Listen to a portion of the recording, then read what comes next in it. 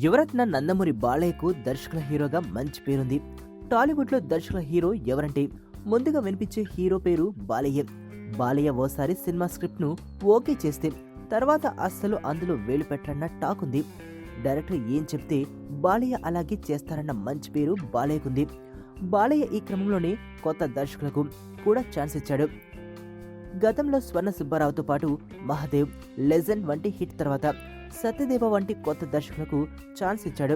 బాలయ్యకు నమ్మకం కుదిరితే ఎవరు ఎన్ని చెప్పినా వినకుండా కొత్త డైరెక్టర్లకు సైతం ఛాన్సులు ఇస్తాడనేందుకు పైన చెప్పిన 3 పేర్లే నిదర్శనం. అయితే తాజాగా బాలయ్య ఓ సౌత్ ఇండియన్ డైరెక్టర్కు 2 సార్లు చుక్కలు చూపించారట. 2 సార్లు సదరు డైరెక్టర్ చెప్పిన కథలను బాలయ్య రిజెక్ట్ చేశారట. సదరు డైరెక్టర్ బాలయ్యను ఆ కథల్లో నటించమని ఎంత బతిమలాడినా బాలయ్య మాత్రం ససేమీరా అన్నారట. గతంలో పి వాసు బాలయ్యతో కూడా సినిమాలు చేశాడు. వీరిద్దరి మధ్య ఎంతో సాన్నిహిత్యం ఉంది. ఈ క్రమంలోనే వాసు ఇటీవల డైరెక్ట్ చేసిన శివలింగ మూవీ 100 డేస్ ఫంక్షన్ కు బాలయ్యను ఆహ్వానించగా బాలయ్య వెళ్ళాడు. ఆ మూవీ రీమేక్ లో నటించమని బాలయ్యను అడిగితే నో చెప్పారట. ఆ తర్వాత వాసు ఓ కొత్త కథ తీసుకువచ్చి బాలయ్యని నటించమన్నా మళ్ళీ బాలయ్య నో అన్నారట.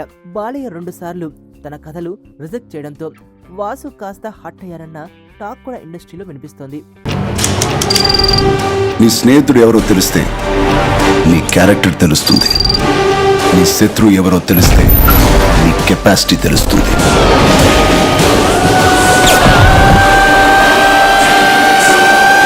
నా శత్రువుని సెలెక్ట్ చేసుకున్నాను.